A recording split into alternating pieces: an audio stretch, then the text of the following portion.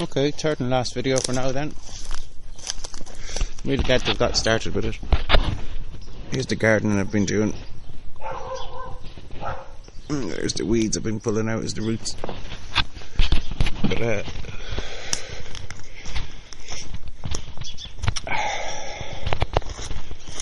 so yeah, the idea of civil war. See, really and truthfully, if it wasn't for the indoctrination of the English language and English history, people would probably realise that there's been civil war since whenever the invaders came to these lands, slaughtered people, massacred people, took dominion over people, built their castles, then built their towns and their cities, came with their law of the sea, got permission from the kings to set up markets that ruled the law of the sea in the markets, and forced the law of the land to be superseded by the law of the sea. So there's a civil war going on everywhere between what's common sense and what's admiralty law. The law is an ass.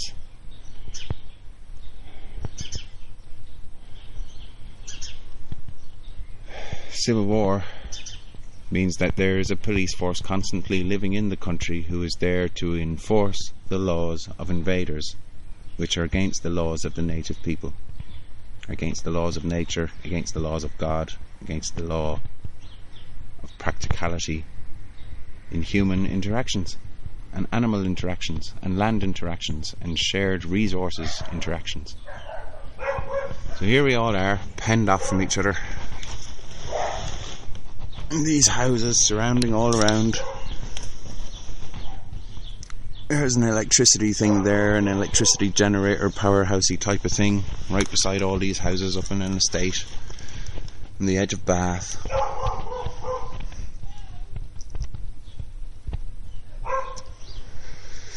There's the Somerset levels just down the road, and they've been flooded on purpose this year.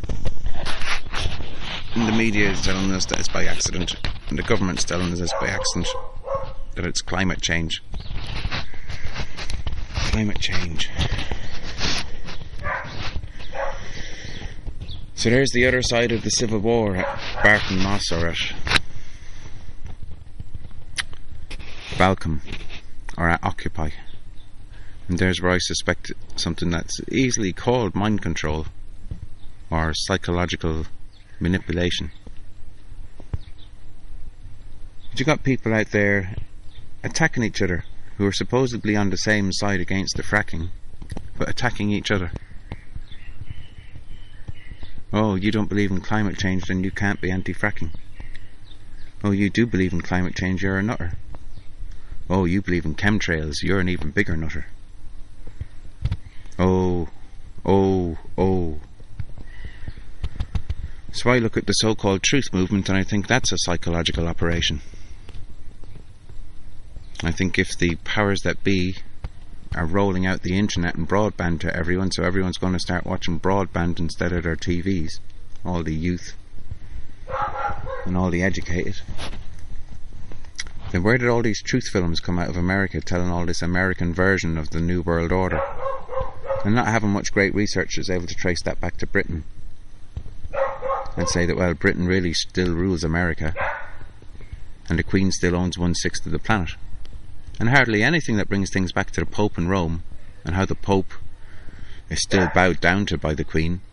So the Pope's above the Queen and he's never really in the media as being responsible for the economic crash, as being involved with the Rothschilds and the banks, has been involved in maintaining war on the planet.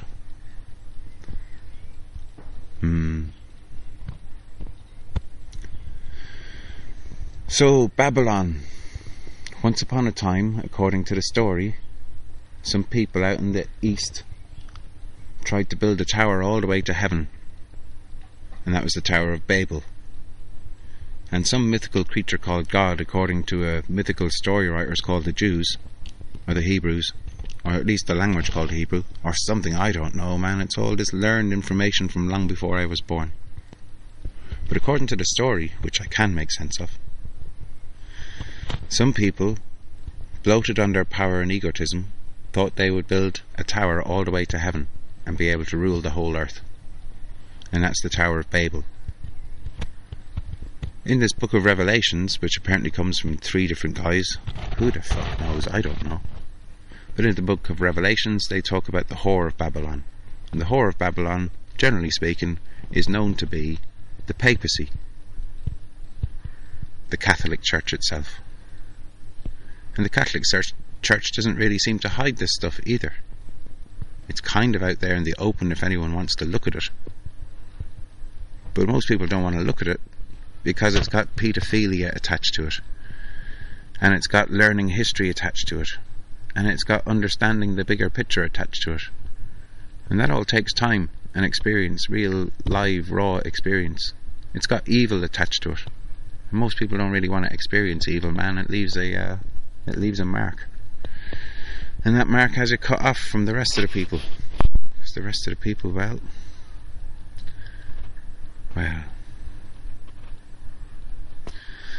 So what I'm seeing going on around Barton Moss, on the live streams and stuff,